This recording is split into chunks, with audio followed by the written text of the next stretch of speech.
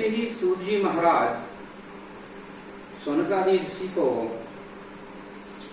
ये वर्णन सुनाते हैं कि महाराज महाभारत के युद्ध में 18 अक्षौणी सेना ने भाग लिया और संपूर्ण सेना नष्ट हो गई।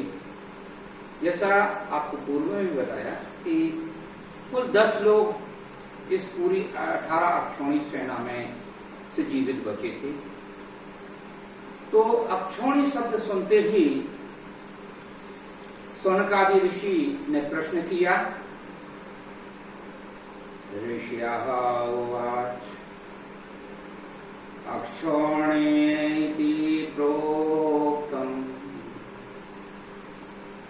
यत्त्वया सूतनन्दनम् एतदिच्छामहे श्रोतुम् सर्वमेव यथा तथम्। ऋषियों ने कहा कि महाराज सूत जी, अभी आपने एक शब्द प्रयोग किया अक्षौणी, तो हम लोग जानना चाहते हैं, सुनना चाहते हैं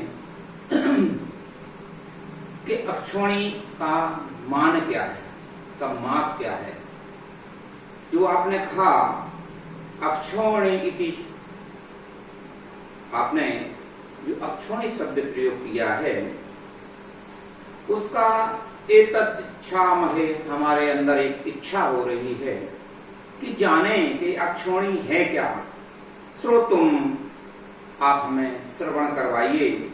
सर्वमेव यथा यथम, जो भी है, जो वास्तविक उसका आकलन है, अंकन है, वह आप हमें कृपा करके श्रवण करवाएं।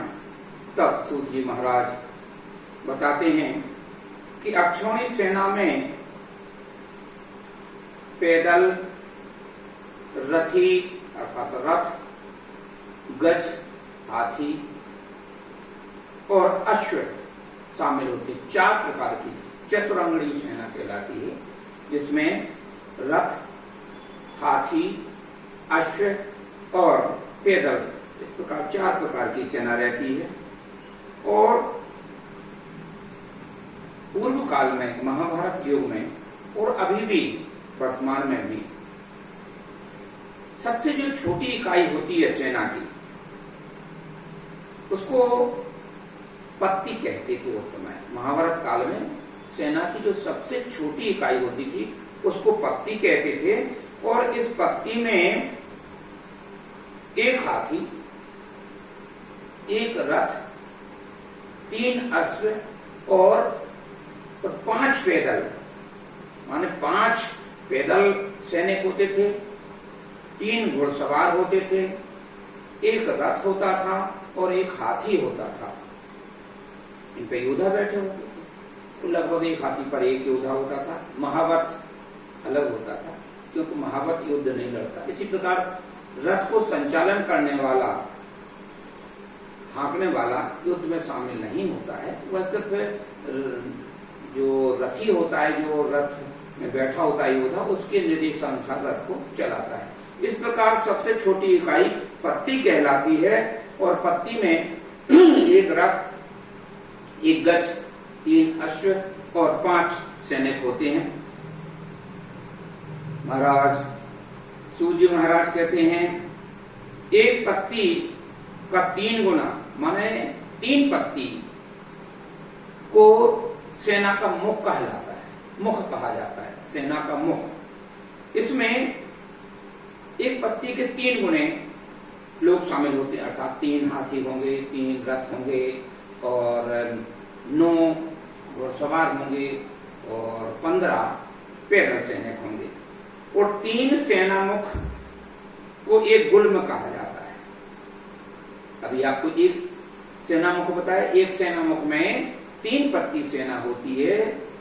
अर्थात जब 3 सेना मुख हो जाते हैं तब एक गुल्म कहलाता है। और 3 गुल्म को एक गण कहते हैं। 3 गुल्म को एक गण कहते हैं। देखिए, इसे बड़े सावधानी से समझने की बात है, जानने की बात है, क्योंकि गणित के अंक हैं ये।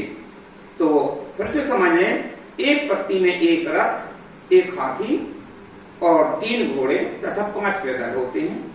ऐसे जब 3 पत्ती हो जाती है तो उसको सेना का मुख कहलाता है। माने 3 गुना करने पर एक सेना मुख बनता है और सेना मुख का 3 गुना एक गुल्म कहलाता है। और 3 गुल्म अर्थात ऐसा कहें एक गुल्म का 3 गुना करो तब जो है एक गण बनता है। और एक गण को जब 3 गुना करें माने 3 गण सेना जब इकट्ठी हो जाती तब वो एक वाहिनी कहलाती है। और वाहिनी का 3 गुना माने 3 वाहिनी जब हो जाती है तब उसको एक प्रश्न कहते हैं। और एक प्रतना भी शब्द प्रयोग किया गया है। प्रतना, एक प्रतना का जब 3 गुना हो जाता है माने 3 प्रतना हो जाता है तब उसको एक चमू कहते हैं।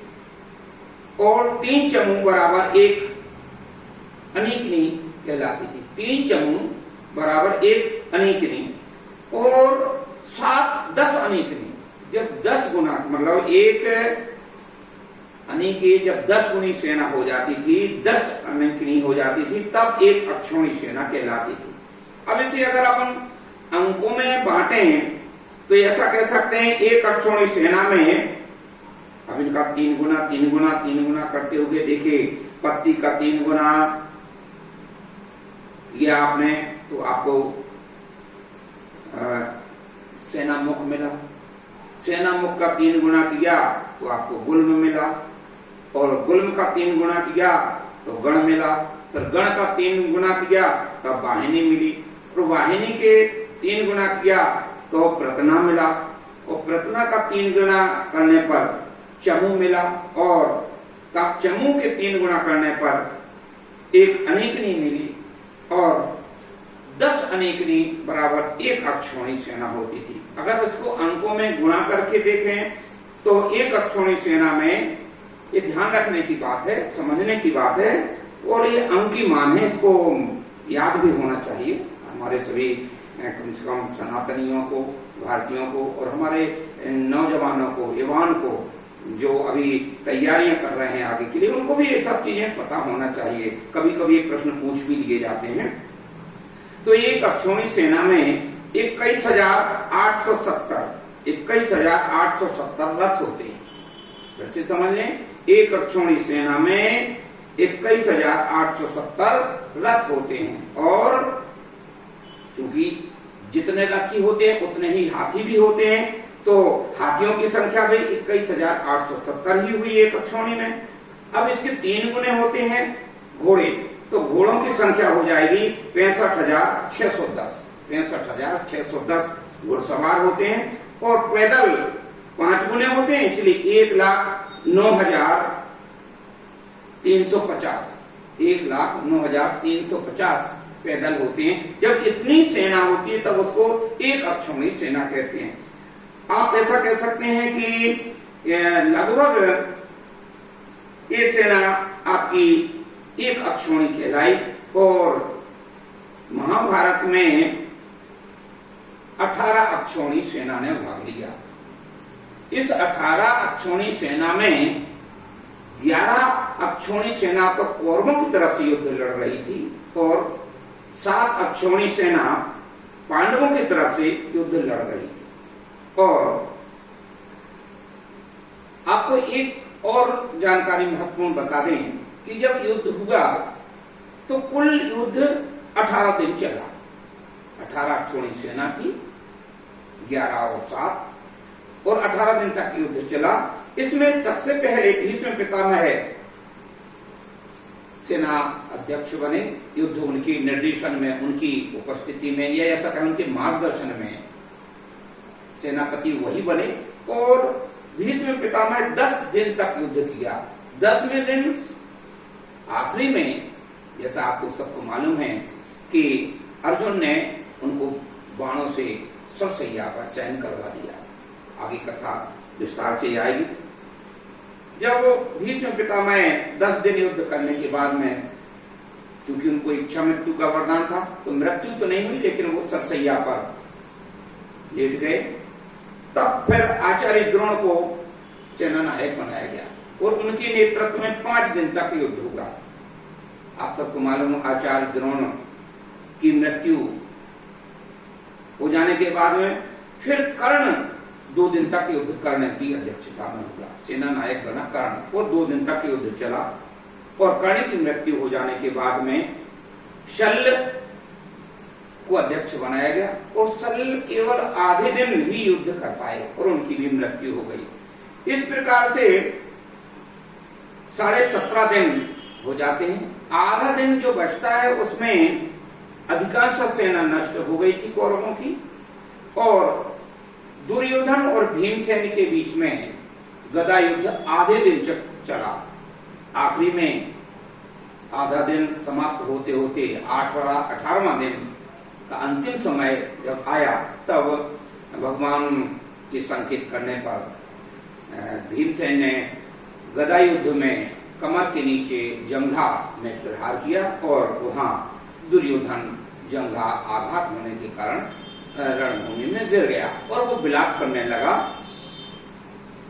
18वें दिन युद्ध लगभग समाप्त हो गया था और रात्रि का समय था। सभी पांडवों की सेना, पांडव के 5 द्रौपदी के पुत्र शिविर में शयन कर रहे थे। उस समय पांडवों की बहुत बड़ी सेना बची थी। कौरवों की पूरी सेना समाप्त हो जाने के बाद भी पांडवों के पास में बहुत सारी सेना अभी भी बची थी, लेकिन अब वो निश्चिंत हो गए थे कि युद्ध जीत लिया है और ये निर्णय हो गया था कि युद्ध कौरव हार गए हैं, पांडवों के पक्ष में युद्ध चला गया। और ऐसा विचार करके पूरी सेना बड़ी विश्रांति के साथ में, बड़ी शांति के साथ में विश्राम कर रहे थे रात्रि का समय। और चूंकि पहले ऐसा नियम भी था कि रात सूर्य अस्त हो जाने के बाद में फिर युद्ध नहीं होता था, लेकिन युधिष्ठिर के सैनिकों को और उनके पांचाली जी के 5 पुत्रों को सैन्य अवस्था में ही घात लगाकर रात्रि के समय नियमों के विरुद्ध अश्वत्थामा ने पूरी सेना जो पांडवों की बची थी उसको और पांडवों के 5 पुत्रों को वध कर दिया। अब तो केवल, जैसा पूर्व में भी आप श्रवण कर चुके हैं कि 3 लोग कौरव पक्ष से बचे और 7 लोग पांडव पक्ष से बचे। अब ये जो 11 अक्षौणी सेना कौरव की थी वो पूरी नष्ट हो गई, उसमें केवल 3 लोग बचे। पांडवों की सेना 7 अक्षौणी थी, उसमें से केवल 7 लोग बचे। अब अगर पूरी कुल युद्ध में कितने लोग सम्मिलित हो गए अगर उनकी गणना की जाए तो महाभारत में बड़ा इनका वर्णन या अंकी आंकड़े भी बड़े सारगर्भित और बड़े ही उन्नत किस्म से दर्शाए गए हैं। कुल पैदल सेना थी 29,68,300। वैसे समझ ले, कुल सबकी मिला के 11 अक्षौणी कौरवों की, 7 अक्षौणी पांडवों की, दोनों सेनाओं को मिलाकर कुल पैदल की संख्या थी 19,68,300 और घोड़े थे 11,80,980। फिर से समझ लें, घोड़े कितने कितने थे? 11,80,980। रथ जितने रथ थे उतने ही हाथी थे। रथ थे 3,93,660। 3,93,660 ये रथ थे और इतने ही हाथी थे। कुल मिला के 29,36,600 29,36,600 सेना युद्ध में शामिल हुई और केवल उसमें से 10 ही लोग बचे। तो अर्थात कुल सैनिकों की मृत्यु हुई 29,36,590।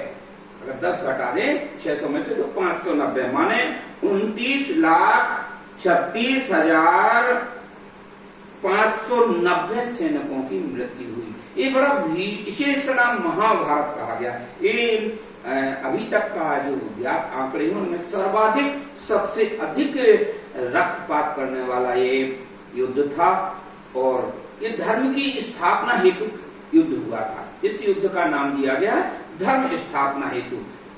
समझना यह है कि जब जब विधर्मी दैत्य प्रवृत्ति वाले लोगों की मृत्यु अधिक की संख्या ज्यादा हो जाती है, तब ऐसा समय आता है और तब ये स्थिति निर्मित होती है। धर्म की रक्षा हेतु, धर्म की स्थापना हेतु भगवान श्री हरि कृष्ण भगवान स्वयं पधारे और उन्होंने ही इस युद्ध को मूर्त रूप दिया और पूरा का पूरा युद्ध करवाया। इसमें संपूर्ण आसुरी प्रवृत्ति की जो सेना थी, आसुरी प्रवृत्ति के जो लोग थे, आसुरी प्रवृत्ति के जो राजा थे, वो सब लोग काल कवलित हो गए, सबकी मृत्यु हो गई और इस प्रकार से ये महाभारत का युद्ध 18 दिन चलने के बाद में शांत हुआ।